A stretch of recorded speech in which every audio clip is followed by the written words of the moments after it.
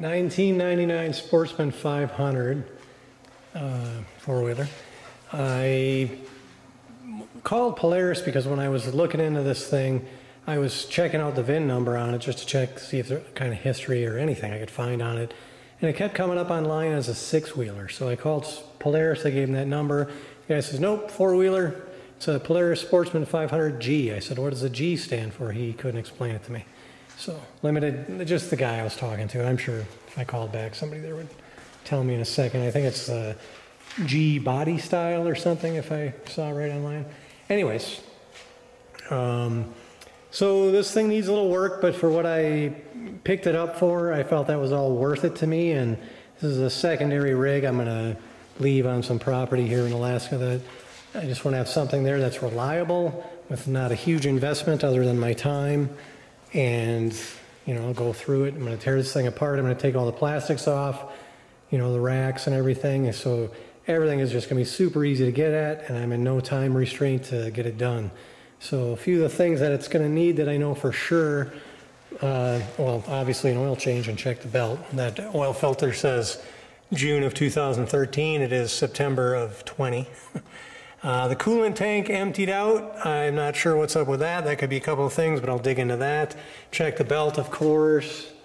And overall, this thing is pretty solid. You look underneath it, and it doesn't look like it's ever scraped a rock in its life.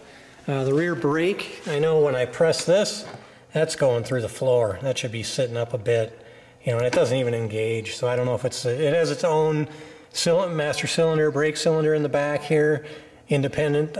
I don't know if it's independent of the front or works in conjunction with, but figure that out.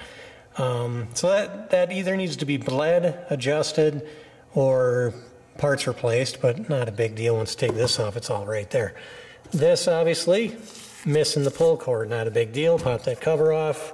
Coil inside there, recoil, and either the ropes broke off inside, and I could potentially tie another handle on there and be good to go, but I think I'll probably just get a rope handle combo and see what else. Oh, the biggest thing, the four-wheel drive does not work. The speedometer does not work, which is, you know, I mean, how often are you concerned about your speed? I guess when you're out on the trails and stuff, I guess if you're Evel Knievel and you're hitting jumps, you need to be at an exact speed to make a distance, but this speedometer does not work at all. And from some of the research I had done prior to buying this, because I wanted to make sure I wasn't setting myself up for a failure here and or a big expense or a bigger project than I wanted to sign on for, is this, the way this is designed, there's a bunch of electrical components in here, like diodes, etc., that can get fried out a couple different ways. It says in the owner's manual not to pressure wash this area in particular, or around the speedometer, because the water can get in there and damage it. A bad battery with some funky voltage being fed to it, too much or not enough, etc., can fry some things out in there. So if that doesn't work, your all-wheel drive doesn't work. You put it in all-wheel drive, and nothing. From what I understand, and I'll have a better understanding when I address it, and I'll make a video of that, of course. This cable goes to the speedometer, then the speedometer then sends a signal down to engage your all-wheel drive, to get the front wheels to kick in and go. There is also a speed sensor that goes from the front right tire up to the speedometer, you know, measuring your speed based on, you know, revolutions of the tire. And, you know, obviously it also tells you hours, you know, trip meter, miles, kilometers, but none of that works. So my money is on that this thing is fried out, and obviously, even if I put a speed sensor on, I wouldn't know if it did anything anyways, because it's not going to make the four-wheel drive work, and it's not going to make this come on. So I need to address this first. I could bypass this with this. I've come across where a few guys have done that. And I don't know, I'll go down the path of popping this out. And I came across a blog, a guy had a really good detailed blog, which not something I typically dive in on, but just Googling this topic, I came across that, looked at it, I'm like, man, this guy, he gets down to everything, you know, which diode needs to be resoldered in, etc. And I'm not a master soldersman. Is that a word even? It is now. But I'm hoping I can find somebody that has that skill along my adventure here of fixing this.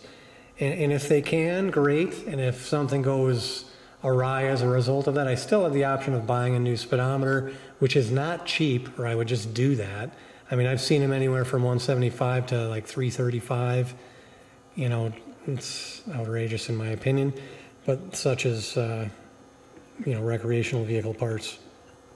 And then if this comes on and things work, but it doesn't seem to be telling me a speed, then I'll attack that speed sensor and the cable that goes along with that. And that's a really cheap part, like 20 bucks or something, maybe less. So minor detail. So that'll probably be the biggest thing, that. And then this old clunky switch for the winch. I've seen them before. I've never personally had one. You know, it's not around, that's why. It works. When I first gave it a shot, it did not work. And I think the contacts inside are just bad, or corroded probably from whatever, life. And it just needs to be cleaned out, and that's fine. I'll decide when I get to that if I'm going to do that or not. If I do, I'll certainly do a video on that. But I'll definitely do videos on some of this other stuff. And I've had guys in other videos I've done, actually recently a guy asked me if I had done an oil change video on a 2002 Sportsman that I have a bunch of videos for, and I didn't do that because I try to fill a void for stuff that's missing out there, you know. If it's covered well by other people, I'm not trying to compete with anybody. I'm just trying to fill a vacancy or a gap in the source out there. And you know, if I've looked for it myself and didn't find it, or if it maybe just wasn't done as thoroughly as it could be, you know, I may try to supplement that. But you know, I'm not trying to make anybody else's video look bad or anything. So that's not the goal of this. Just trying to help people fix their wheeler and share what I've learned as I go. So anyways, that's pretty much it, I think. The guy I got this from didn't even know the four-wheel drive didn't work. Put it up on blocks and turned it on, and well, lo and behold, the front tires didn't spin. So this thing, you know, it's a 99, and it's got some sun fading obviously to it, sitting out in the long Alaska sunshine summers and stuff. I don't believe he stored this thing inside, but if that is the case, it's in pretty darn shape for being outside. I mean, the seat's great, and it's just the plastics are a bit dull and stuff. And you know, I'll use some headlight restoring, you know, compound, rub that on there and clean that up. And the headlights are missing light bulbs. I'll probably update those with maybe some LEDs, something a little more current.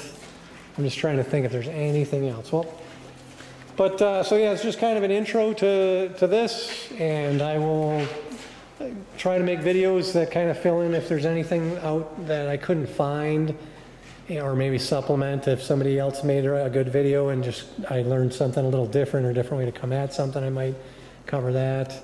And like I said, a guy asked me about an oil change. I may do that. I mean, there's so many oil change videos out there, but I guess sometimes maybe the one-stop shopping people are thinking. They're already looking at the playlist and all the videos, and if they stumble upon that one too, then maybe it's better than having to go search. I don't know.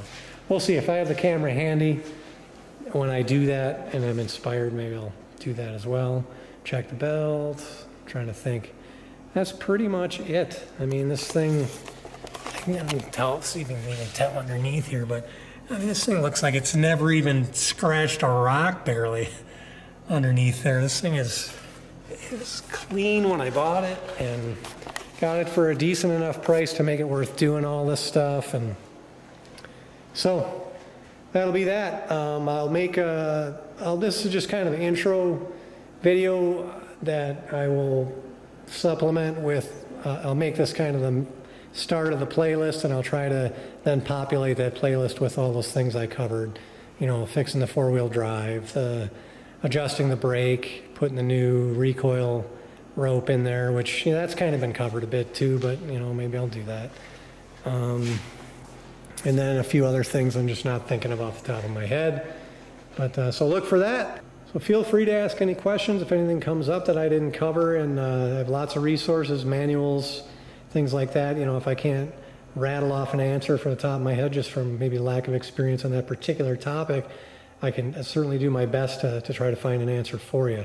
And if I can't, I'm certainly going to tell you that too, but don't be afraid to ask anything, even if you think it's basic or simple or should be simple. Happy to help, because it's expensive to maintain these things. It's even more expensive to have someone else maintain them for you. And the more you do yourself, the more confidence you get at it, and it's not, it's really not too bad. It's just sometimes you just don't know where to start.